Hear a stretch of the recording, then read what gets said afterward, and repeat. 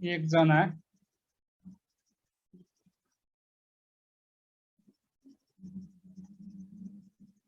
मानिसले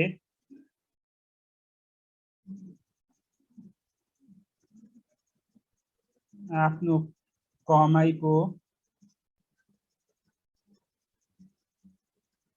20% जेठो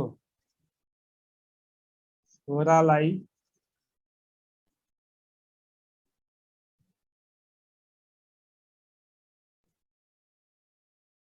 बाँकीको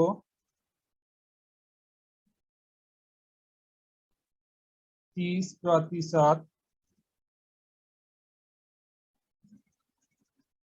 कान्छो छोरालाई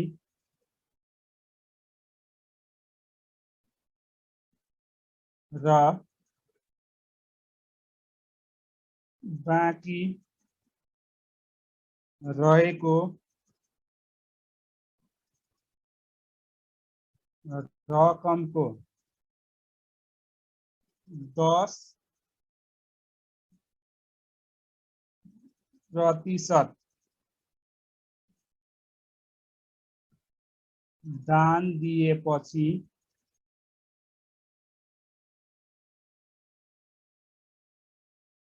उसँग रु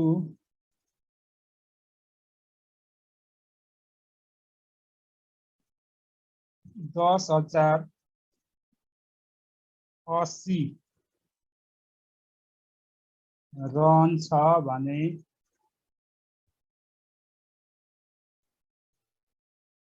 उसको आम्दानी पत्ता लगाउनुहोस्।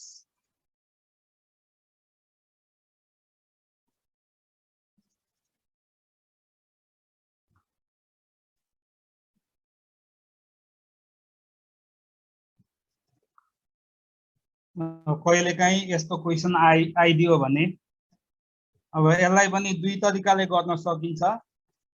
एउटा सूत्र प्रयोग गरेर एउटा सूत्र प्रयोग नगरिकन। अब सूत्र प्रयोग नगर्ने हो भने यस्ता क्वेसनहरुमा कि 100 मान्नुपर्छ कि चाहिँ 10 मान्नुपर्छ।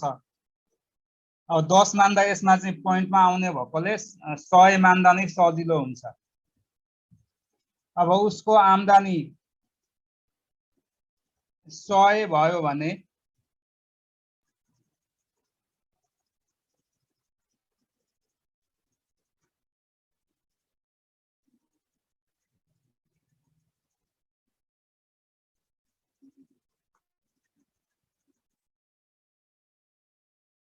आम्दानी 100 भयो भने जेठो छोरालाई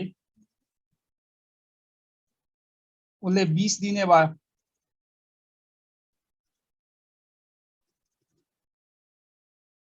बाँकी कति भयो त भन्दाखेरि बाँकी 80 भयो। अब 80 को 30% 8 यहाँ 2400, 2400लाई 100 ले भाग गर्दा 24 रुपैयाँ कान्छा छोरालाई भयो। 24 कान्छोलाई भयो। अब बाँकी कति भयो त भन्दाखेरि 80 मा 24 घटाउँदाखेरि 56 बाँकी भयो। अब 56 को पनि 10% दान दियो। 56 को 10% भनेको 5.6 भयो। अब 56 मा 5.6 घटाउँदाखेरि बाँकी अब 56 मा 5.6 घटायो भने 50.4।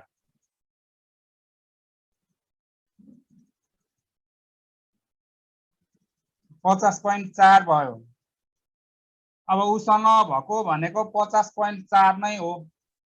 अब त्यसलाई उसको आम्दानी निकाल्नको लागि त 100% निकाल्नु पर्यो। 50.4%। बराबर 10,080 भनेको 100% बराबर 10,080 भागा 50.4 गुना 100।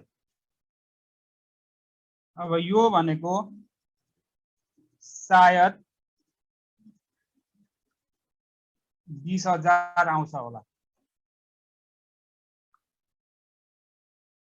अब यो चाहिँ भयो सूत्र प्रयोग नगरिकन। सूत्र प्रयोग गर्ने हुँदाखेरि चाहिँ उसको आम्दानी निकाल्ने सूत्र भनेको R गुना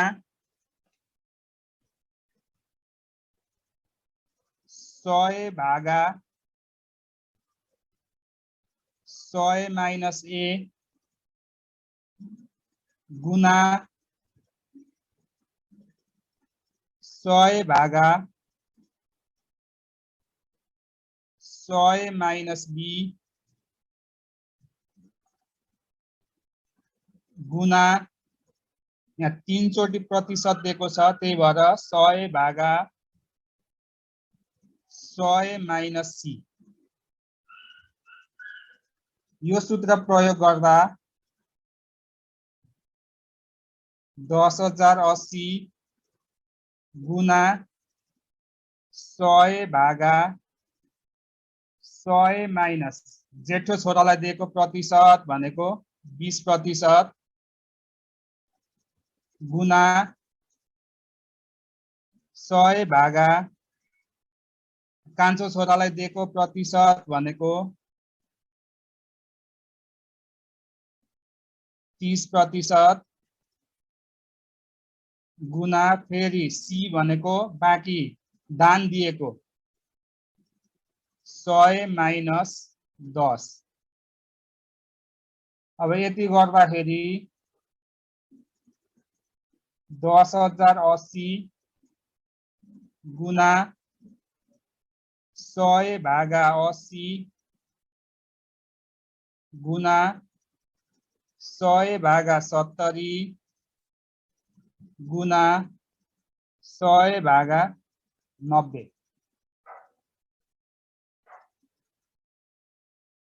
अब यसलाई पनि हल गर्दाखेरि अब 0 काटेर हल गर्ने हो हैन, हल गर्दाखेरि सायद त्यति नै आउँछ होला।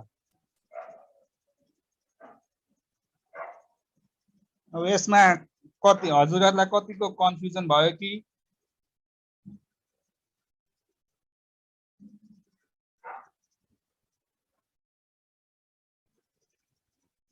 कतिको बुझ्नु भयो कि कन्फ्युजन भयो कि?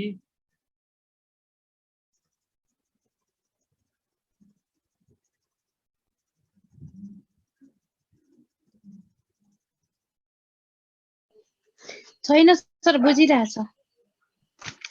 त्यसो भने म अर्को क्वेशनतिर जान्छु।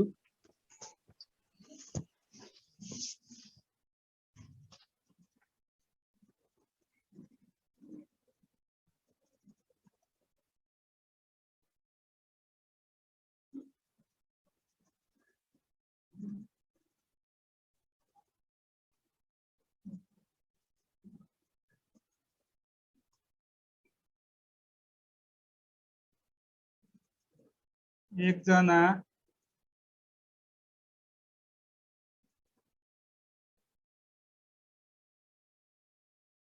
विद्यार्थीले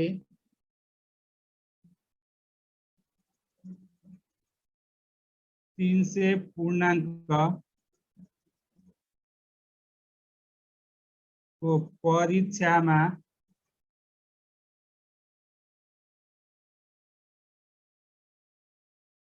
32% अंक पायो।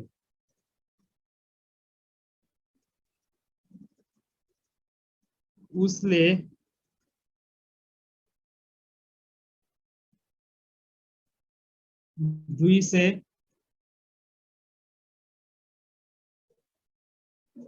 पूर्णाङ्कको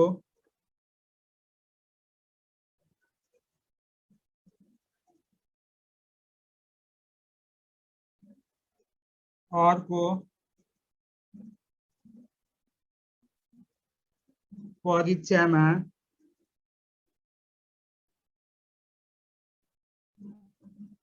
कति प्रतिशत अङ्क ल्याउँदा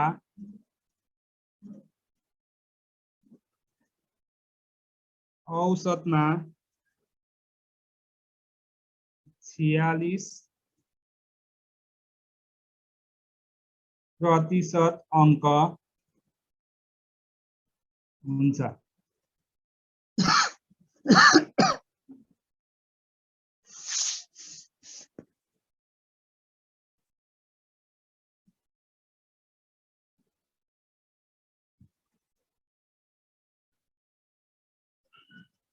अब यसलाई पनि त्यस्तै तरिकाले, यसको चाहिँ सूत्र छैन हैन, त्यसरी नै गर्नुपर्छ। अब यहाँ हेर्नु त, यसमा पहिलो परीक्षा 300 पूर्णाङ्क, दोस्रो परीक्षा 200 पूर्णाङ्क छ, जम्मा भनेको कति भयो त 500 पूर्णाङ्क भयो। अब 500 पूर्णाङ्कको कति प्रतिशत छ? 46% छ। 500 पूर्णाङ्कको 46% सुरुमा निकाल्नु पर्यो।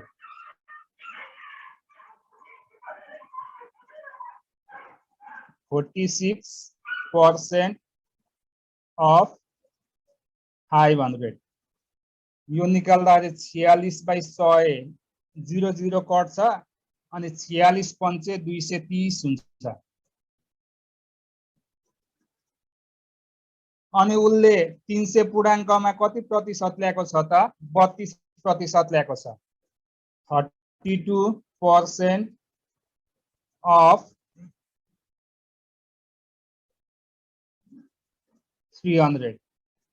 अब 32/100 गर्दाखेरि त्यो दुईटा 0 कट्छ अनि 32 त्यहाँ 96 हुन्छ।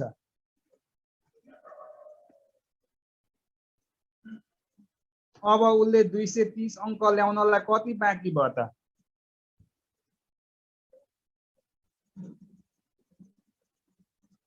रिमेनिङ मार्क्स चाहिँ कति भयो त भन्दाखेरि 230 माइनस 96।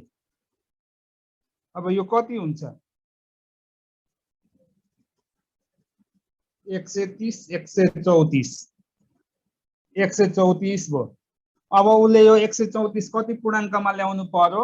200 पूर्णाङ्कमा। अब पर्सेन्ट निकाल्नको लागि पर्सेन्ट इक्वल टु 134 भागा 200 गुना 100 बराबर 67 भयो।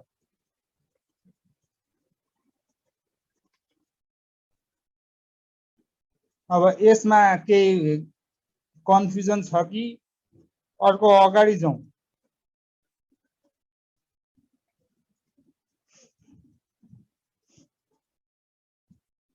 ज्यादा हुन्छ सर।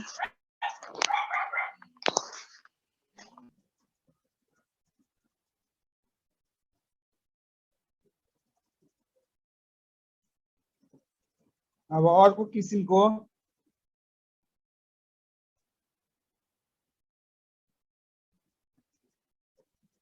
कुनै वस्तुको मूल्य 20%ले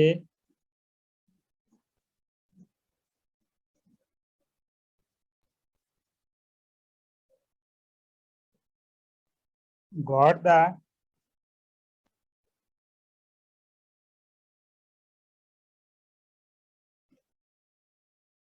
खपत 20%ले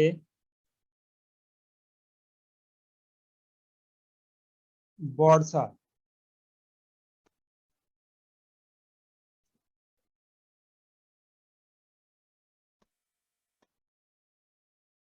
भने कुल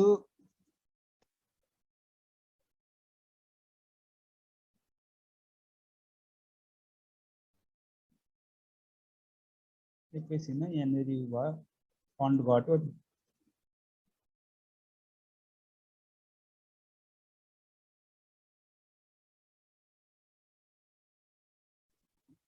कुनै वस्तुको मूल्य 20% ले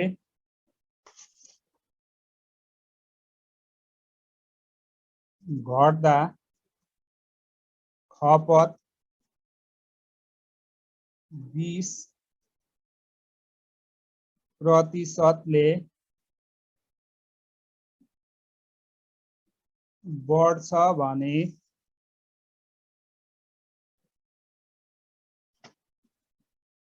उसको कुल खर्चमा हुने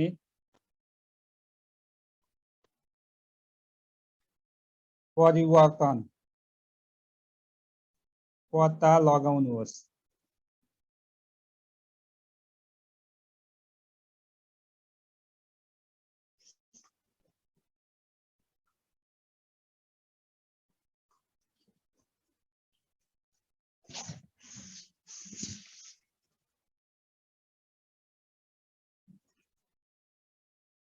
अब यसलाई पनि बिना सूत्र गर्न सकिन्छ। अब यसलाई चाहिँ कसरी गर्ने भन्दाखेरि मूल्य खपत खर्च अघि नै मैले भनिहाले प्रतिशतको क्वेशन गर्दाखेरि कि त 10 मान्ने कि त 100 मान्ने। अब मूल्यलाई यहाँ 10 मानि हेरौं पोइन्टमा यो त्यति आउँदैन। खपतलाई पनि 10 मानौं। अब यहाँनेरि खर्च भनेको मूल्य इन्टु खपत हो। 10 गुना 10 भनेको 100 भयो। अब यहाँ के भनेको छ त मूल्य 20% ले घट्यो। 10 को 20% भनेको 2 2 ले घट्दा कति हुन्छ 8। खपतमा के भयो त 20% ले नि बढ्यो। 10 को 20% भनेको कति हुन्छ 2 नै हुन्छ। 2 ले बढ्यो भने 12 भयो। अब यसको खर्च कति भयो त 12 8 96। अब यहाँ हेर्नु त पहिलेको खर्च 100 थियो अहिलेको खर्च 96 भयो भने खर्च बढ्यो कि घट्यो त 100 भन्दा त कम छ त्यो भनेको घट्यो। कतिले घट्यो 4 ले घट्यो। 100 मा 4 घट्नु भनेको 4% ले घट्यो।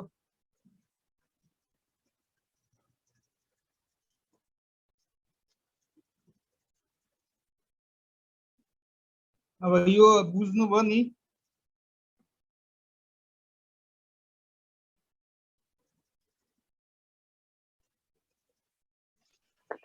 बुझिरहेछ सर।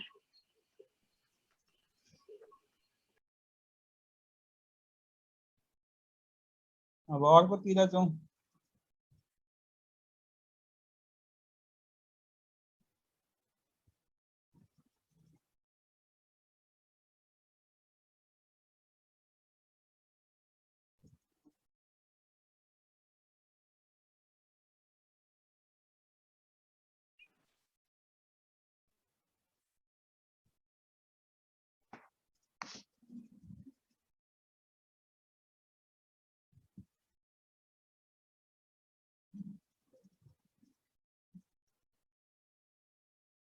यदि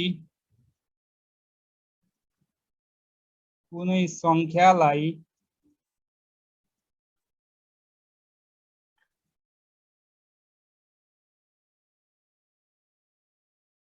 सुरुमा 20%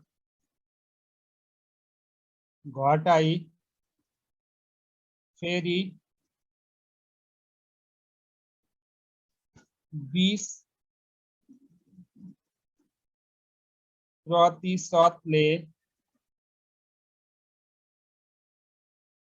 वृद्धि गर्दा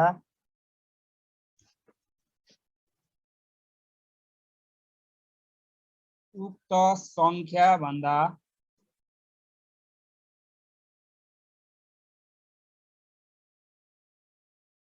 20ले कम हुन्छ भने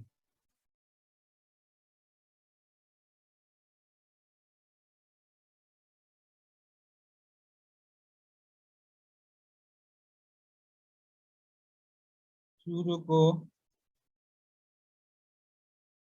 संख्या पत्ता लगाउनुहोस्।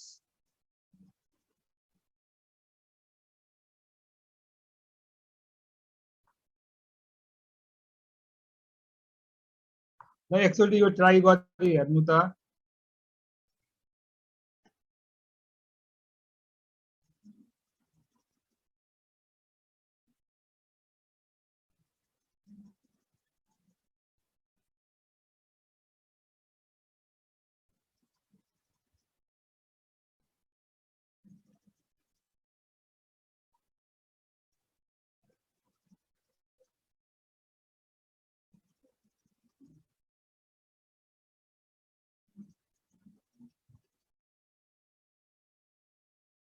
ल म मुखैले भन्छु, हजुरहरु ट्राई गर्नु ल। हस् हुन्छ। ल सुरुको संख्या 100 मान्नु पहिले। 100 को 20% भनेको 20 भयो हैन? अनि 100 मा 20 घटाउनु 80 भयो। 80 भयो।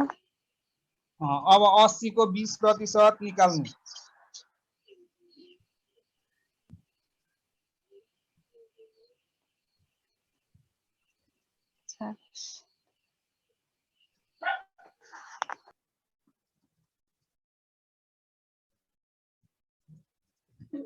अस्सी को 20% भनेको 16।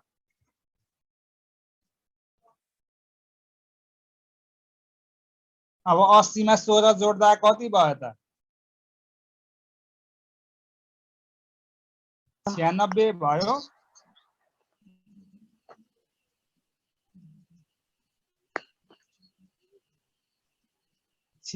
निकाल्नु भयो।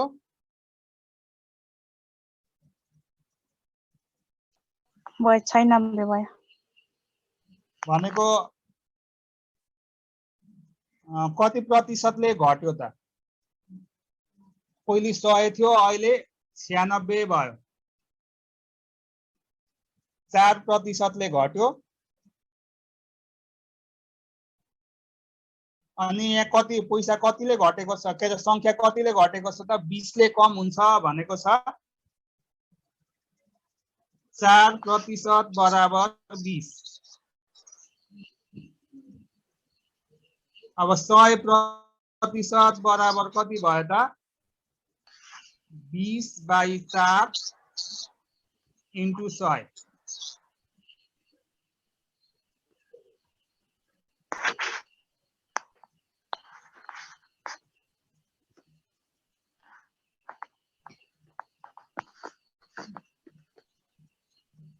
पाँच सय निस्कियो।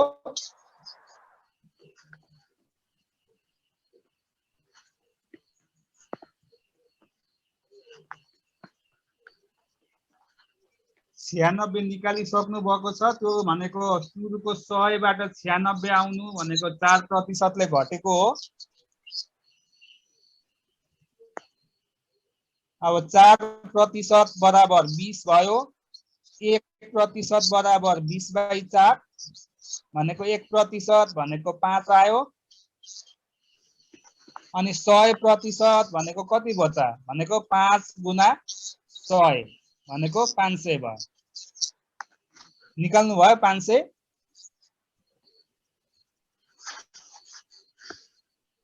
भयो हैन? अब टाइम पनि जान आँटेको रहेछ हैन? अब एउटा क्वेशन भ्याइछ होला।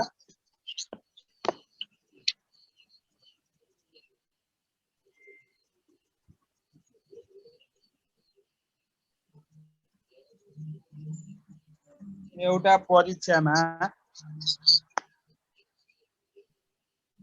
एकजना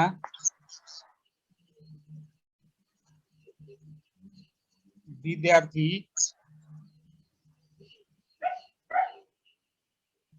30% अंक ल्याई 25 ले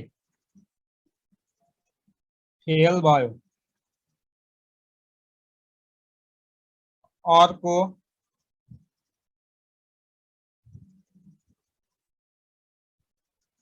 विद्यार्थी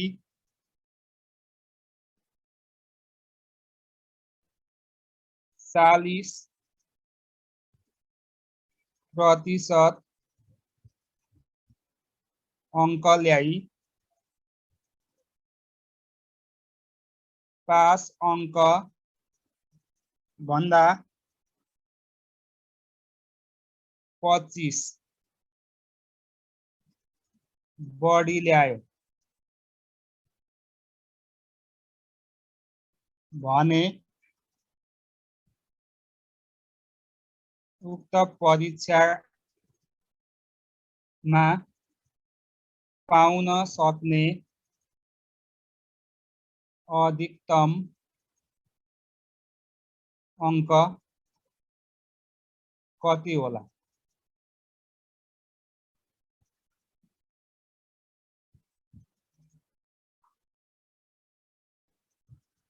अब यसलाई पुरै हिसाब गर्यो भने त लामो भइहाल्छ। त्यही भएर भनिन्छ नि idea is greater than India भन्छन् हैन। अब त्यही हामीले आइडिया लाउनु पर्यो यसमा।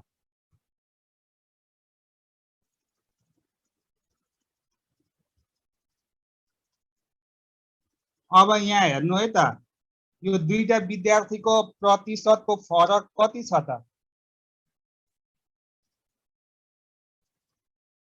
एउटाले 30% ल्याएको छ, अर्कोले 40% ल्याएको छ भने प्रतिशतमा फरक चाहिँ कति रहेछ त? 10% भयो।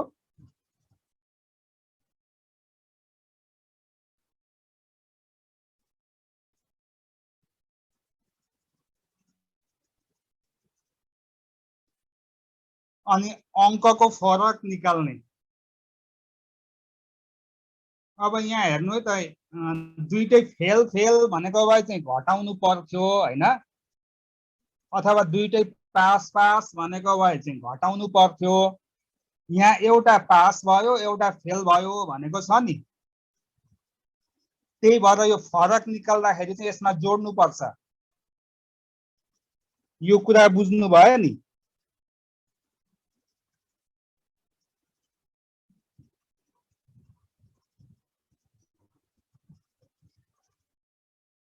कि बुझ्नु भएन?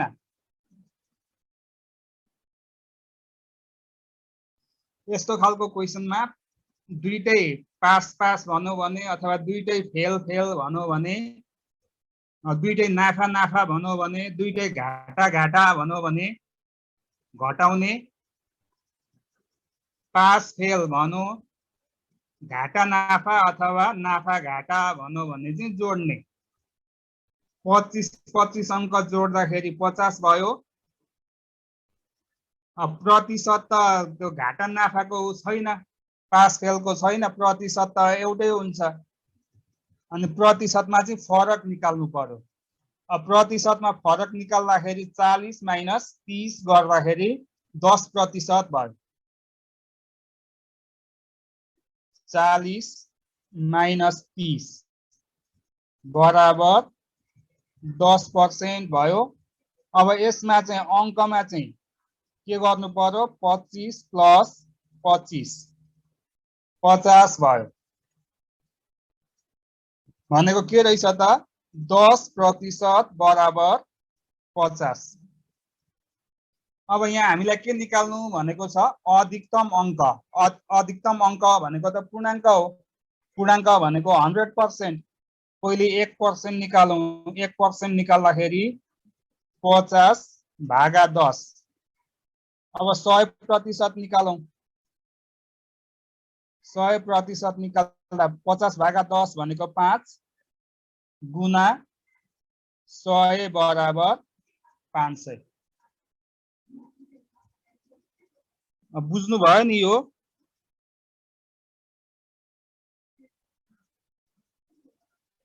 अब टाइम पनि सकिन आँटेको रहेछ हैन। अब आजलाई चाहिँ यति नै गरौँ। अनि अब भोलि चाहिँ अब छुट्टीको दिन पनि भएकोले गर्दा म दिउँसोतिर अब